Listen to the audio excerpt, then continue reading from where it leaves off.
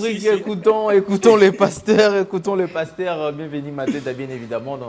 Dans cette rubrique, nous aimons toujours écouter les conseils du pasteur Bienvenue Matenda. Et cette fois-ci, il nous revient avec cette grande question, c'est que la femme doit faire avec son salaire. Vous savez, lorsque Ketiabola travaille, si Ketiabola est marié, il y a toujours ces problèmes-là. Mon salaire, c'est pour moi. Les salaires de la femme, c'est pour la femme ou c'est pour l'homme ou c'est pour toute la famille. L'argent de la femme, pour l'homme, c'est pour moi et la femme. L'homme et la femme. Alors, et les enfants alors? Hein? Et les enfants? C'est ce que j'ai dit. L'argent de la femme, c'est pour la femme.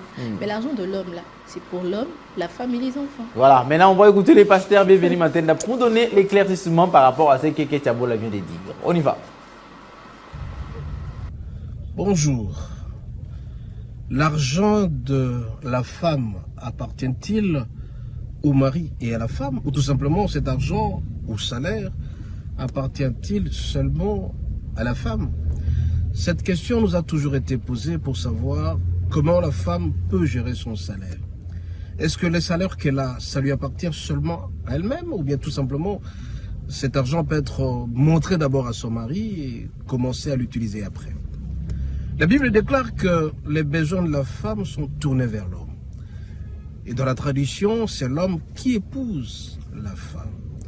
Alors la première des choses, le salaire de l'homme appartient totalement et à l'homme et à la femme.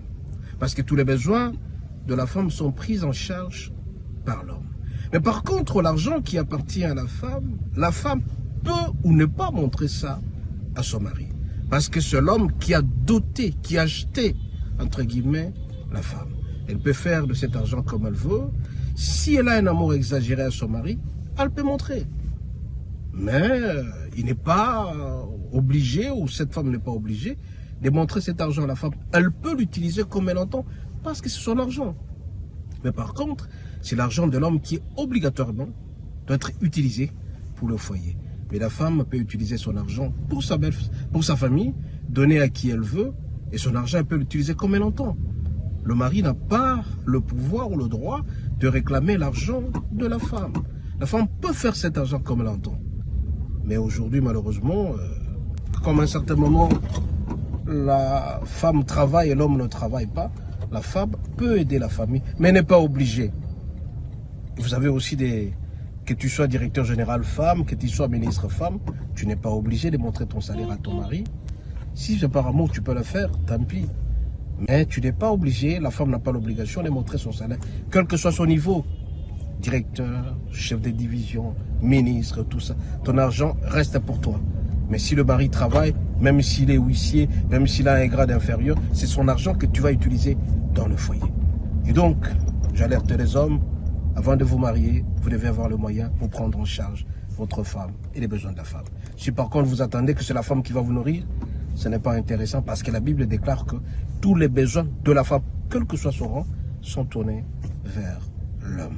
Alors, apprêtez-vous à prendre en charge votre épouse en tout et pour tout, jusqu'au moindre détail, jusqu'aux soins de visage, jusqu'aux soins de la santé. Soyez bénis, à la prochaine.